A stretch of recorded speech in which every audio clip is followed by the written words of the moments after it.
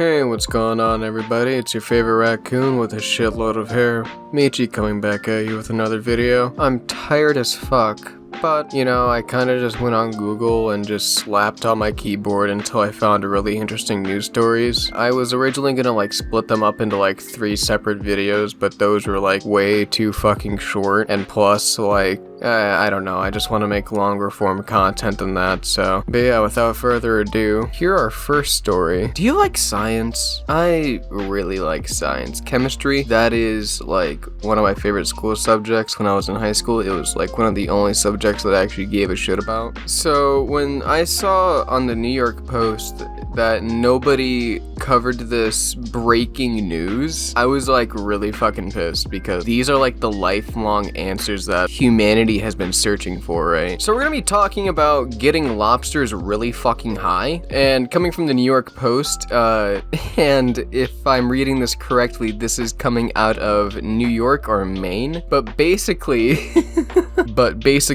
US researchers redefined lobster pot after testing whether dosing certain crustaceans with marijuana smoke could ease their pain as they're being cooked. Yeah, so basically we're trying to see what is the least painful way we can make your fucking... Actually, what type of food do you make with fucking lobster? Yeah, so basically they were trying to see whether or not making your lobsters very fucking baked before they enter your mac and cheese would help them not, scream as much in the pot. To test whether exposing lobsters to cannabis smoke reduced their trauma, the scientists placed several store-bought Maine lobsters in a sealed box filled with THC, the psychoactive ingredient in marijuana, for 30 to 60 minutes at a time. So yeah, basically what these scientists did is that they just went to their local fish market, picked up 5, 6, however many fucking lobsters, put them in a Tupperware bin, and hotboxed the shit out of it. Just think about that. You're a lobster that just got caught out of the ocean, you were having a pretty wonderful life, and then some dude in a white coat comes, grabs you by the tail, throws you in a clear box, and then you're fucking... then you can't move, you're out of your mind, you're delirious. They found that the critter's movements noticeably slowed down, while taking samples later from their gills, claws, heart, and brain revealed that the lobsters did indeed absorb the THC. So, there you have it, folks. Crabs, lobsters, shrimp, you can get them fucking high. But, kinda sadly, these, sadly, even though they tried literally giving these lobsters the hot box of their life, the quote-unquote blazed crustaceans didn't really want to be cooked still. They were still, fucking doing shit that would indicate to the doctors, oh shit, they're in pain. Quoting the scientists, tail immersion resulted in a clear response of legs and claws and/or a strong flick of the tail, wrote the scientists. Basically, they were doing nothing but just kind of giving the basic motor responses that are kind of indicating hey, I can't exactly move well, but I still want to get the fuck out of here. And I love the final thing. The researchers' conclusion: dousing lobsters with pot smoke doesn't dull their pain. Well, no shit.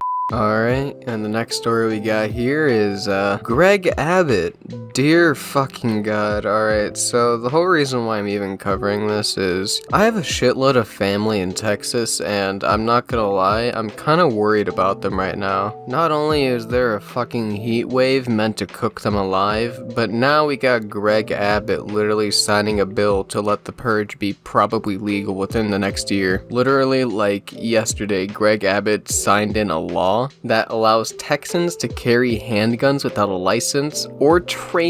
Literally, I kid you not, starting 6 days before the school year starts. I literally cannot fathom how they came to that specific date. It could have been any other date in a different month. It could have been in in October. It could have been in November, August, even fucking July, right? No, it just had to be right before the school year starts. House Bill 1927 eliminates the requirement for Texas residents to obtain a license to carry handguns. Okay, kinda weird, champ. If they're not prohibited by the state or federal law from possessing a gun. Why? What need was that? What type of need? Honestly, why?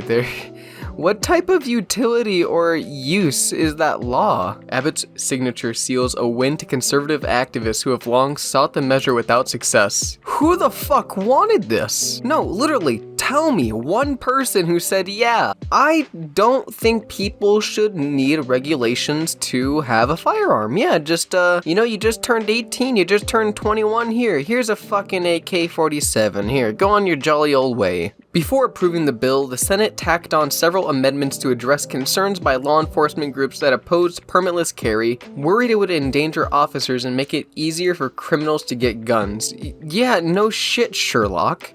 Proponents of what Republicans call constitutional carry. Oh, okay, that's what this is about. This whole fucking Steven Crowder bullshit argument that the right to defend yourself should inherently include the right to own a gun because a gun goes pew pew and can automatically defend yourself. I mean, that argument works to an extent, but once you have more than about 3 to 4 brain cells, you kind of realize people are just gonna end up just fucking murdering each other. They argued that Texas should follow the lead of at least 20 other states with similar laws on the books. Meanwhile, gun control advocates are disappointed that the legislative made it easier to carry firearms after repeated instances of gun violence. But yeah, basically to wrap up this story right here, Greg Abbott is a fucking idiot. People that believe in this whole constitutional carry thing are, let's be honest, they just kind of want a legal right to be able to kill somebody if they just merely step on their lawn. Well, if you're on my lawn, I can shoot you. And like, that's just kind of the end of it. It's basically like that Boogie 2988 shit with Frank Castle, but it's like on a state law level. So yeah, this whole constitutional carry shit, it's stupid. Greg Abbott's stupid, and on to the final thing of the day. And the last thing I wanted to talk about was E3. Obviously, E3 was just fucking carried by Nintendo. Like, if E3 this year was literally a Warzone game, Nintendo got all the kills, they bought all the supply drops, they bought every UAV, they had like 8 plates, gas mask, everything, and they completely clutched like the final circle. Like, they completely saved E3, no doubt. But honestly, even though they saved E3, I wasn't really all that hyped for this E3, sadly. My main kind of wish didn't come true. I wanted another Kid Icarus game, but I'm actually really happy, but like, not for the games you would think. I'm really happy for Advanced Wars 1 and 2 getting remastered on the Switch. Believe it or not, I play a fuck ton of Fire Emblem. And also, not just for the waifus, I even play the mobile game because it's fun. Super Monkey Ball as well, Banana Mania, whatever the hell it's called, it's coming out on the Switch. I'm just praying they don't do the classic Nintendo shit of like selling the entire game at like $60, even though it's like 2, like 3, maybe at most 4 of their games remastered on the Switch. Just Dance 2022, oh good. Something that my little sister will be fucking bothering me for on Christmas. And finally, the other game that kind of got me interested in E3 this year was WarioWare. I never played a WarioWare game, but I did play the Wario Land games, and those are pretty fun. They're pretty wacky, but like, I don't know, WarioWare just seems like a fucking acid trip put inside of a game, shipped out to kids. I'm not sure how I would really describe WarioWare to like my grandfather, for instance, like somebody who just doesn't play video games. Everything just happens so fast, and like everything is so balls to the wall, fucking insane. You never really know like what part of the game you actually have to explain. You got Life is Strange, Life is Strange, Life is Strange Remastered. Why are these all separate games? But yeah, that's gonna wrap up the video here, guys. If you like it, like, comment, subscribe, make fun of my fucking lisp.